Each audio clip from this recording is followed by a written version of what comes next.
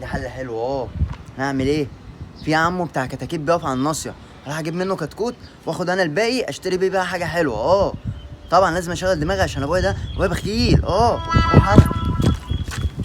كتكوت ب7.5. ب7.5. السلام عليكم يا عم. وعليكم السلام. هو الكتكوت ده بكام؟ 7.5. طب انا كنت واخده منك الاسبوع اللي فات ب5. ما الحاجه بتغلى يا حبيبي. معلش اخده المره دي ب5 وبعد كده اعوضها لك. زي بعض. طب انا عايز كتكوت. خد كتكوت اهو. شيل دي بقى بتاعت بابا. دول 5 جنيه اللي معايا. خلي بالك لا يطير. لا ما تقلقش يا عم، انا هكلبش فيه. ماشي. شكرا يا عم. يلا مبروك. شكرا يا عم. هو الواد ده اتاخر كده ليه؟ كنتش عم محمد ضحك عليه؟ والله شكله كده. انا 5 دقايق لو ما جاش هنزل اشوفه.